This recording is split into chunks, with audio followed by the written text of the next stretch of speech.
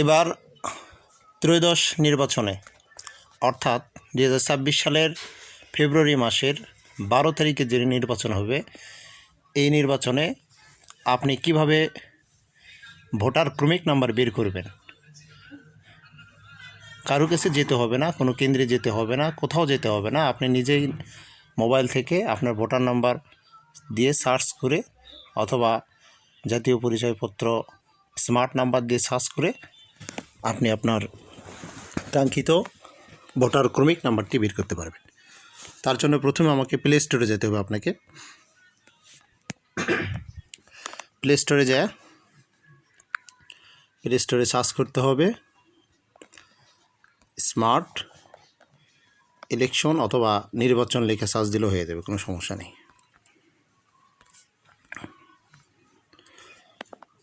নির্বাচন commission apps অথবা নির্বাচন কমিশন বাংলাদেশ অ্যাপস, এটা লিখে সার্চ দেবেন। প্রথমে যেটা আছে স্মার্ট ইলেকশন ম্যানেজমেন্ট, এই সফটওয়্যারটি আপনাকে ডাউনলোড দিতে হবে। স্মার্ট ইলেকশন ম্যানেজমেন্ট বিডি সফটওয়্যারটাকে ডাউনলোড দিবেন।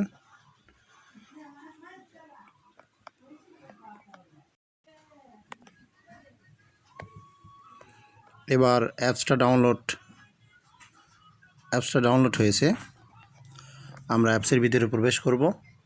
এখান থেকে প্রবেশ করলেও হবে অথবা মেনুকে কেটে দিয়ে অ্যাপসের ভিতরে এই পাশে আমার এখানে অ্যাপসটা রয়েছে, এখান থেকে অ্যাপসটাকে ওপেন করলেও হবে, কোনো সমস্যা নেই। অ্যাপসটা ওপেন হওয়ার পরে স্মার্ট নির্বাচন ব্যবস্থাপনা বাংলাদেশ, নিচে দুইটা অপশন থাকবে, একটা হচ্ছে ইংলিশ, এটা বাংলা। আপনি যদি বাংলা ভাষা চান বাংলা নেবেন, ইংলিশ হলে ইংলিশ। আমি যেহেতু বাংলা ভাষা চাই সুতরাং বাংলাতে ট্যাপ করলাম। এরপরে অ্যাপসটা ওপেন হবে। হওয়ার পরে এখানে দুইটা অপশন দেখতে পাবেন।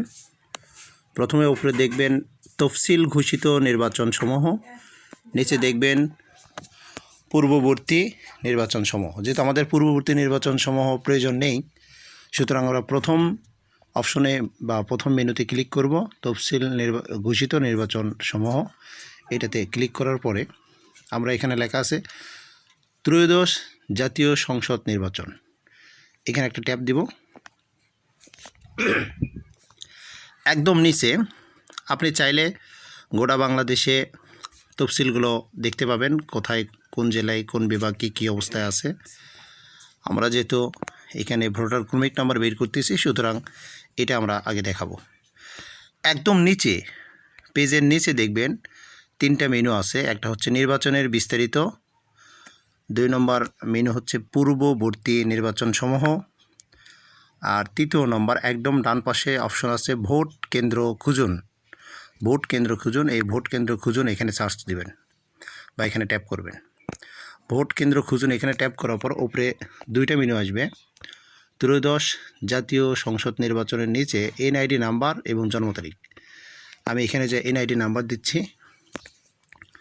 আমার এনআইডি নাম্বার 73 53 32 88 54 এবং নিচে জন্ম তারিখ অপশানে ক্লিক করার পরে এখানে ফেব্রুয়ারি 2026 দেওয়া আছে, 26-এর উপরে ক্লিক করলে সালের অপশন দেখাবে।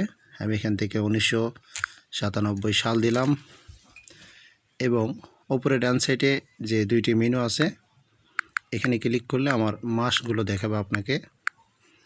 এখান থেকে আমি ডিসেম্বর মাসের 1 তারিখ এখানে দেওয়ার পর আমি ওকে বাটনে ক্লিক দেব। এখানে আমার এনআইডি নাম্বার প্রদান করা হয়েছে, জন্ম তারিখ প্রদান করা হয়েছে। আপনি চাইলে আপনার এনআইডি কার্ডের নাম্বার এবং জন্ম তারিখ দিয়ে সার্চ অপশনে ক্লিক করবেন। নিচে সার্চ অপশনে ক্লিক করলে দেখবেন যে আপনার ভোটার নাম্বার দেখাচ্ছে, আপনার ভোটিং ক্রমিক নাম্বার, যেটাতে মূলত আপনি ভোট দিবেন কেন্দ্রে। এটার জন্য বাংলাদেশের কারো নিকটে আপনাকে যেতে হবে না, কাউকে বলতে হবে না, আপনি নিজেই অ্যাপস থেকে আমি যেভাবে দেখালাম এভাবে ভোটিং বা ভোটার ক্রমিক নাম্বার বের করে আপনি ভোট কেন্দ্রে উপস্থিত হয়ে নিজের ভোট নিজেই দিতে পারবেন, কারো সাহায্য সহযোগিতা বা কাউকে বলা ছাড়াই। এখানে ভোট দিতে যে নাম্বারটা লাগবে সেটা হচ্ছে লেখা আছে আপনার ভোটিং ক্রমিক নাম্বার। আমার যেমন দেওয়া আছে 1253 বা 1253 বা 1253। আমি আমার ভোট কেন্দ্র কোনটা, যেমন আমার এলাকায় 2টা আছে পাশাপাশি স্কুল। আমার কেন্দ্র হচ্ছে দেওগ্রাম সরকারি প্রাথমিক বিদ্যালয়। এইটাতে যদি এখানে আপনার যে ভোট কেন্দ্র সেটা আপনি দেখতে পাবেন, এবং ভোট কেন্দ্রের ঠিকানা নিচে দেওয়া আছে কেন্দ্রের ঠিকানা আমার দেওগ্রাম। এভাবে আপনি আপনার কাঙ্ক্ষিত যে নাম্বারটি সেটা খুঁজে পাবেন, এবং কারো সাহায্য সহযোগ ছাড়াই আপনি এককভাবে ভোট কেন্দ্রে উপস্থিত হয়ে ভোট দিয়ে আসতে পারবেন। আমি Mohammad Delwar Hossain, Deogram digital post office উদ্যোক্তা, স্থান 7 নম্বর দুর্গাপুর ইউনিয়ন পরিষদ, কাহালু, বগুড়া। কারো কোনো কিছু জানার প্রয়োজন হলে Deogram digital post office Facebook ID আছে, ওখানে আপনারা কমেন্টে জানাতে পারেন।